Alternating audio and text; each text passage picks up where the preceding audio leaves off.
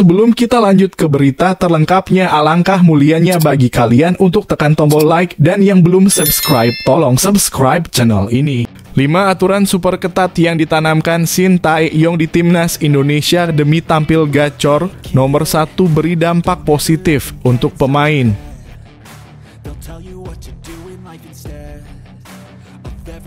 Gila langsung jadi sorotan media asing. Rumput JIS gegerkan Piala Dunia U17 2023 tadi malam. Anies Baswedan di luar dugaan malah ngomong gini ke publik.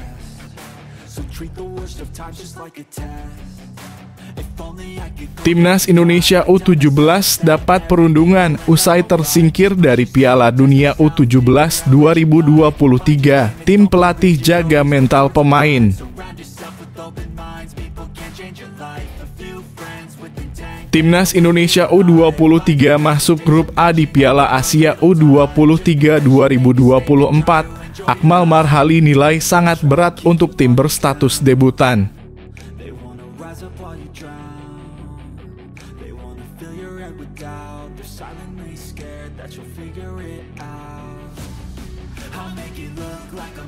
Lima aturan super ketat yang ditanamkan Shin Tae-yong di timnas Indonesia demi tampil gacor. Nomor 1, beri dampak positif untuk pemain.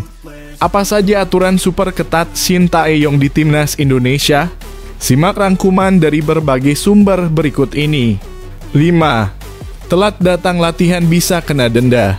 Pelatih berusia 53 tahun tersebut menerapkan kebijakan penalti atau denda bagi pemain yang datang terlambat saat ada jadwal latihan. Nominal denda yang diberlakukan pun beragam. Menurut informasi Sadam Ghaffar, pemain penyerang timnas Indonesia U19 pada 2021 lalu pernah didenda sebesar 1 juta karena telat. Pada tingkat pelanggaran yang lain, pemain bisa didenda 300.000 dan yang paling ekstrem adalah dikeluarkan dari tim. 4. Tidak boleh keluar asrama sembarangan.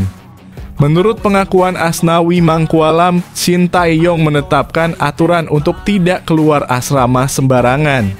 Apabila ingin keluar, maka pemain harus selalu minta izin. Para pemain yang keluar pun harus kembali pada waktu yang telah disepakati. 3. Tidak boleh makan gorengan. Bagi orang Indonesia, gorengan merupakan salah satu kudapan yang sangat lezat. Namun, para pemain timnas Indonesia rupanya tidak bisa menikmati kelezatan gorengan. Pasalnya, Shin Tae-yong selalu memperhatikan asupan gizi para pemain timnas Indonesia. 2. Membatasi sosial media. Mantan pelatih timnas Korea Selatan ini juga membatasi pemainnya untuk menggunakan media sosial. Hal ini dilakukan agar pemain bisa lebih fokus pada latihan dan pertandingan. 1. Kewajiban timbang badan.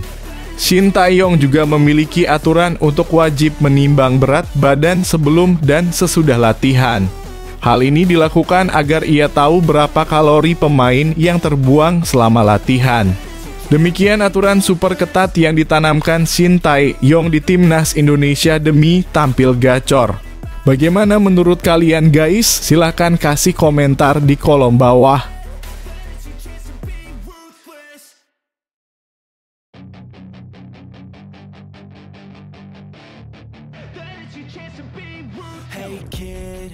Gila langsung jadi sorotan media asing. Rumput JIS gegerkan Piala Dunia U17 2023 tadi malam. Anies Baswedan di luar dugaan malah ngomong gini ke publik. Mantan Gubernur DKI Jakarta Anies Baswedan tak mau mengomentari persoalan lapangan Jakarta International Stadium yang sempat tergenang air jelang laga perempat final Piala Dunia U17 antara Brasil kontra Argentina. Calon presiden yang diusung Partai Nasdem ini menyarankan awak media untuk menanyakan persoalan itu kepada induk sepak bola dunia FIFA.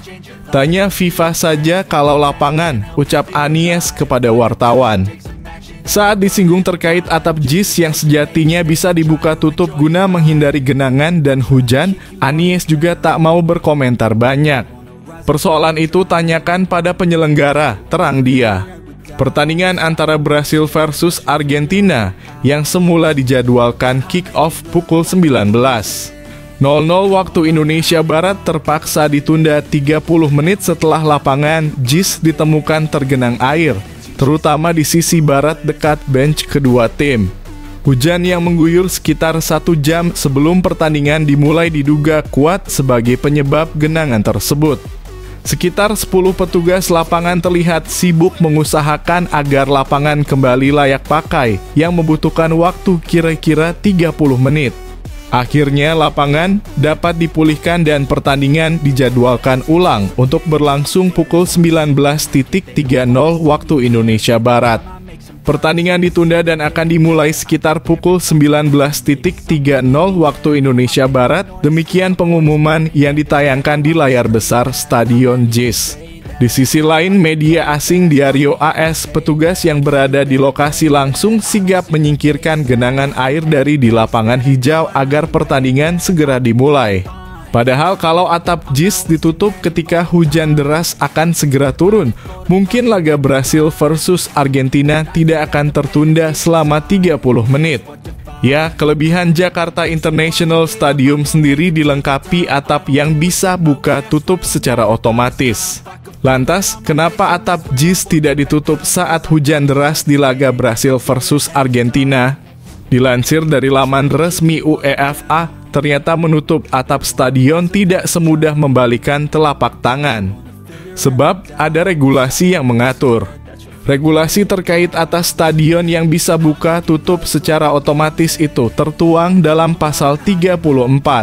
Sebelum pertandingan, delegasi pertandingan UEFA berkonsultasi dengan wasit memutuskan apakah atap stadion yang dapat buka tutup otomatis akan dibuka atau ditutup selama pertandingan. Keputusan ini harus diumumkan pada pertemuan organisasi sebelum pertandingan, meskipun keputusan ini dapat diubah sewaktu-waktu sebelum pertandingan dimulai ketika cuaca berubah.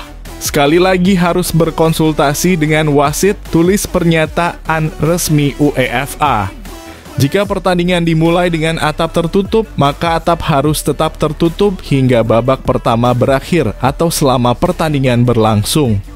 Jika pertandingan dimulai dengan atap terbuka, hanya wasit yang memiliki wewenang untuk memerintahkan penutupan atap selama pertandingan dengan tunduk pada hukum yang berlaku yang dikeluarkan oleh otoritas negara yang berwenang. Keputusan seperti itu hanya dapat diambil jika cuaca sangat memburuk. Jika wasit memerintahkan agar atap ditutup selama pertandingan, atap harus tetap tertutup hingga babak pertama berakhir atau peluit akhir. Demikian pernyataan resmi UEFA.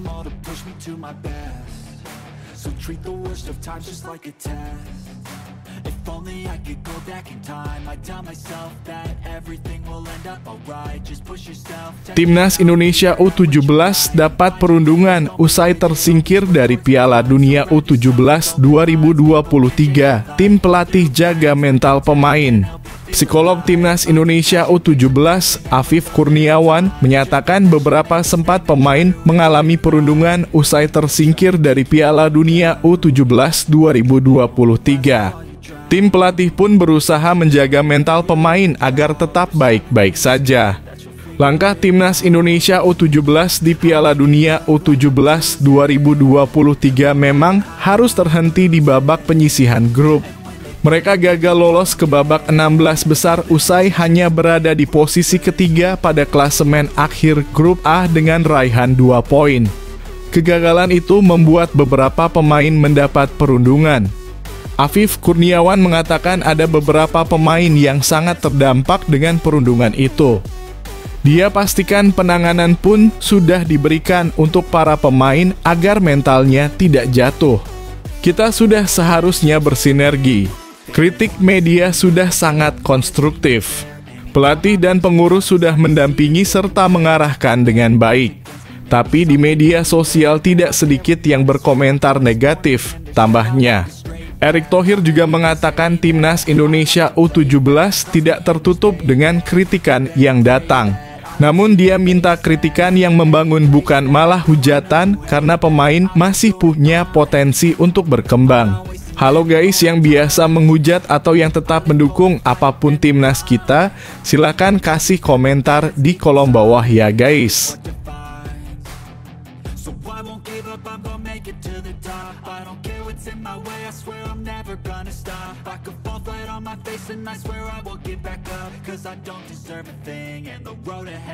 Timnas Indonesia U23 masuk grup A di Piala Asia U23 2024. Akmal Marhali nilai sangat berat untuk tim berstatus debutan.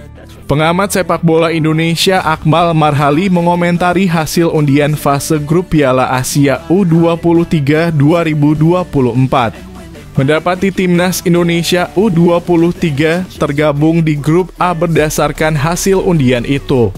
Akmal menilai, ini akan jadi tantangan sangat berat bagi timnas Indonesia U23 yang berstatus tim debutan juga di ajang Piala Asia U23 2024. Akmal Marhali mengatakan langkah timnas Indonesia dalam fase grup pastinya tidak akan mudah. Grup itu sendiri bisa disebut sebagai grup neraka untuk tim asuhan Shin Tae-yong tersebut. Ketiga lawan adalah langganan pada Piala Asia U23.